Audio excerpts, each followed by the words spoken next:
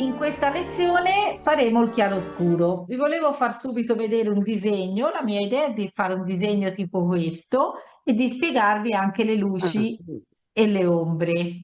Lavoreremo appunto con il cono, il cilindro e la sfera, come ci ha insegnato anche appunto Cézanne, perché se voi capite come si realizzano le luci, le ombre, il chiaroscuro, potete riuscire a disegnare un po' tutti gli oggetti. Io qui avevo fatto l'altro giorno anche per lavorare un panneggio, potete lavorare col chiaroscuro, questo è semplicemente giocare sui i chiari e gli scuri e sulle luci. Vedete bene che, per esempio, qui la sfera non è che c'è circondato un rigo, ma appare dallo sfondo, qui ripulito con la gomma pane, come vi ho insegnato, la gomma che può diventare ancora una volta uno strumento di disegno, non solo per cancellare. La prima cosa da fare, io vi volevo però spiegare anche e far fare una sorta di griglia, perché per ottenere vari effetti diversi e varie gradazioni bisogna imparare a modulare la pressione che abbiamo anche esercitato, insomma, che esercitiamo con la nostra mano. Prima vi voglio dire anche gli elementi base di un disegno come questo. Innanzitutto c'è la zona luce, il punto più luminoso, che è qui dove batte la luce, qui in questo caso viene da sinistra.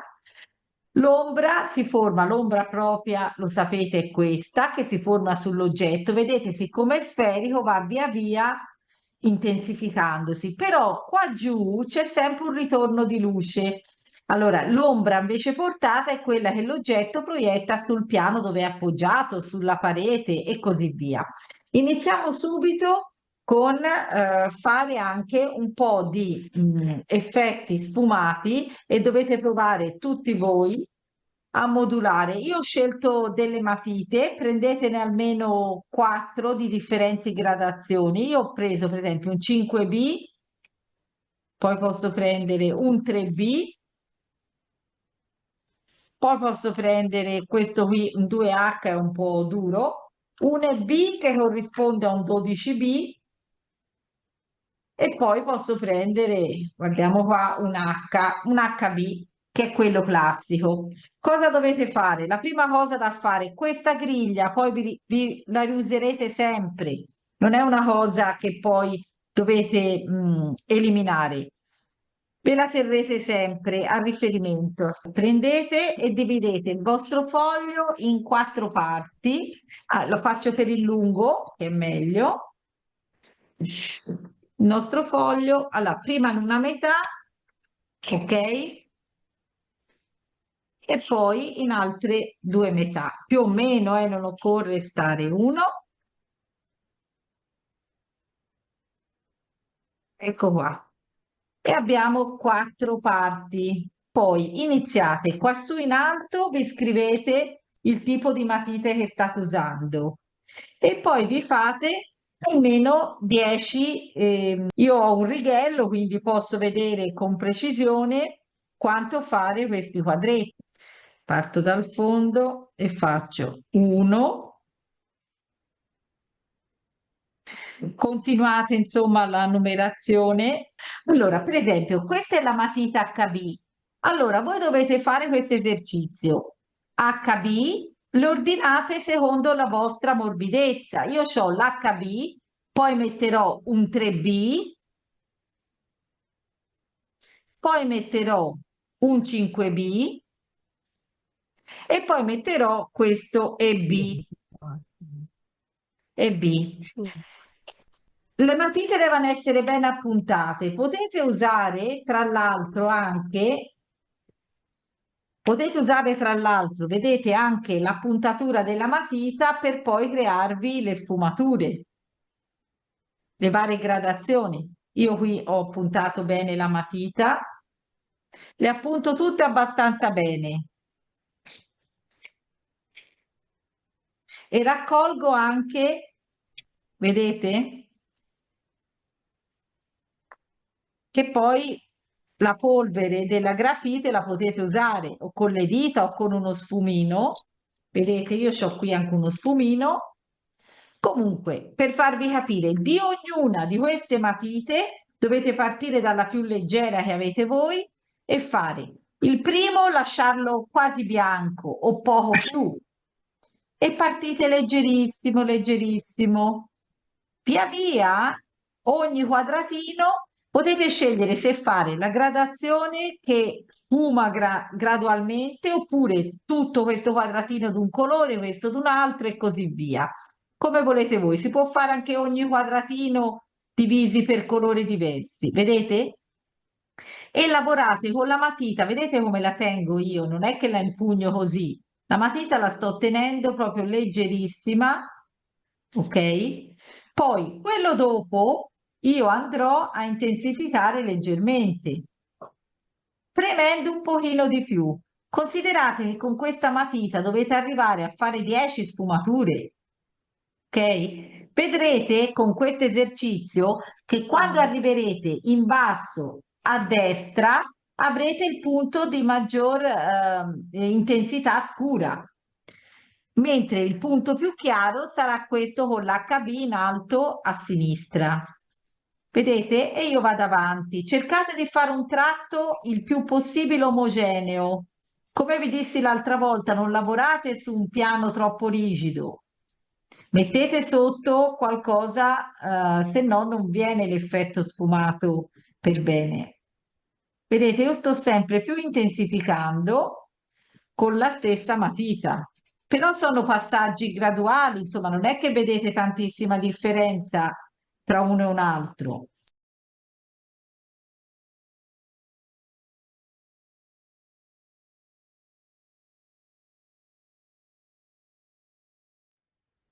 Queste non è che sono 40 sfumature diverse, anche se ne ho fatte diverse, perché vedete, vi faccio notare, tipo il terzo del 3B può essere paragonato, o scusate, il terzo del 3B può essere paragonato al primo del 5B. Quindi non è che io in realtà ne ho 40, però sicuramente con quattro matite 30 sfumature riesco a averle. Sapete cosa vuol dire 30 sfumature? Vuol dire modulare bene un chiaroscuro. Se uno fa una sfera, invece di fermarsi a 5 toni e cerca di metterne più vicini possibile, darà maggiore senso di rotondità. Se io prendo, per esempio, un rettangolo, un quadrato, un cubo, quello che volete, generalmente uno dice, qua su in alto c'è il sole, va bene? Come faccio se la luce viene da dietro a rappresentare l'ombra su un oggetto, no? Spesso uno fa così, farei a caso, no? Potrei fare un'ombra così, la luce so che viene da qua, non so se riuscite a vedere, e magari potrei fare, è che questa è l'ombra del mio quadrato, va bene?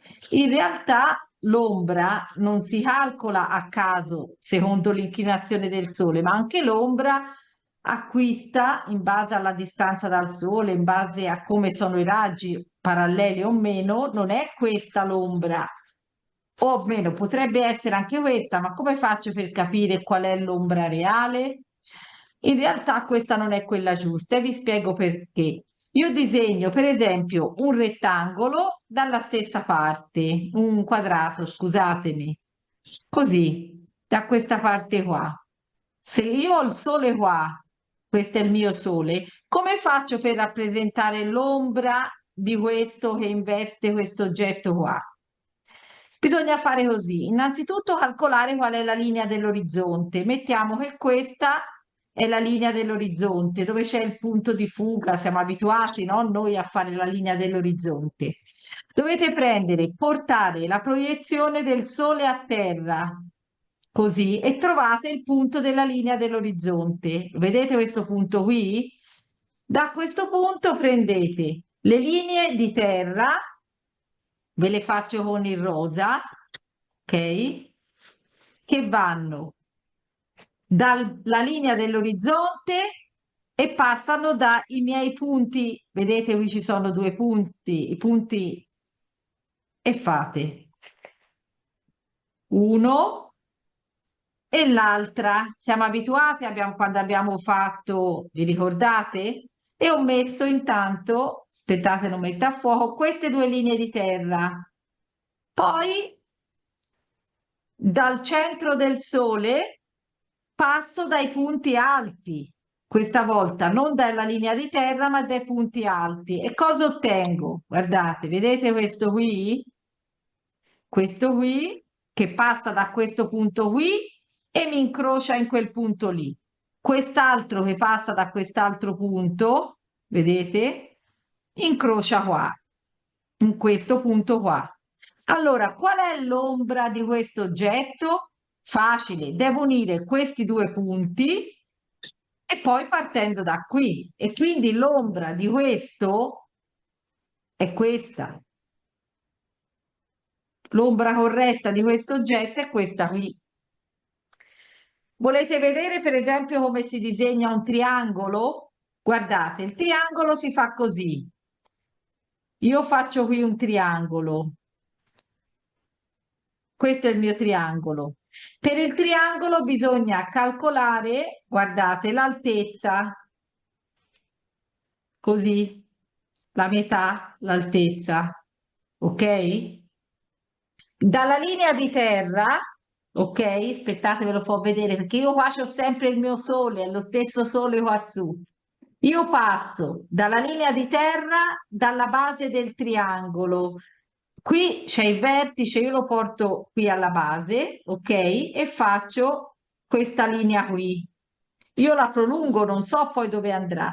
Poi prendo invece dal sole e passo, vedete, da qui, da questo punto qua alto, come ho fatto prima.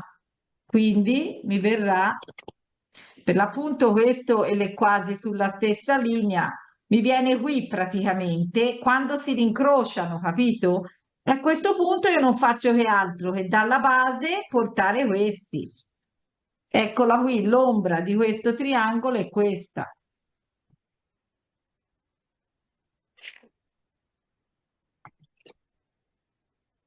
Se io il triangolo ce l'ho qui, spostiamolo di qua il triangolo, facciamo un'altra ancora ipotesi.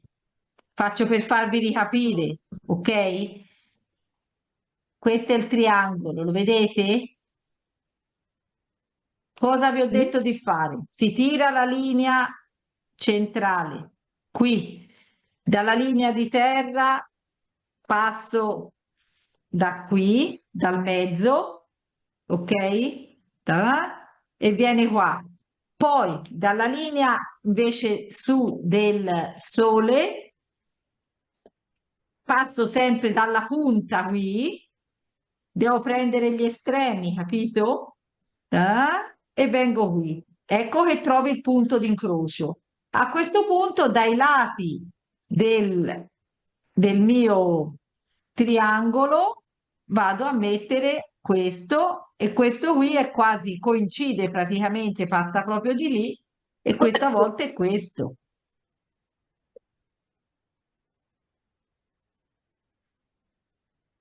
Vedete, ritorna guardando l'oggetto. Se l'oggetto è di qua, il sole è qua, l'ombra me la fa qua, a questo me la fa qui. Questo è più alto, me la fa in questo punto, in base alla linea d'orizzonte. Qui, se si fa una prospettiva, vi ricordate di quelle angolari, come si è fatto delle volte, vi dovete immaginare che questa è la linea d'orizzonte del piano, però noi si può prolungare per fare una linea corretta, si può prolungare, immaginarsi che i fuochi siano esterni al foglio. Poi qui sopra dobbiamo costruirci la nostra sfera. Se avete un cerchio prendetelo, se no lo fate a mano, non ci sono problemi. Poi qua dietro possiamo mettere anche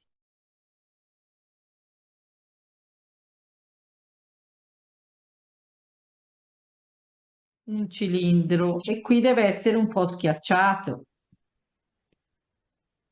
Questi devono essere paralleli e poi di conseguenza iniziate a mettere un po' le ombre. Non so se riuscite a vederlo, io ho fatto un po' il disegno e ora proviamo a chiaroscurarlo, partendo con le matite, come vi ho detto prima io. Potete partire dall'HB e poi via via andate su. È logico.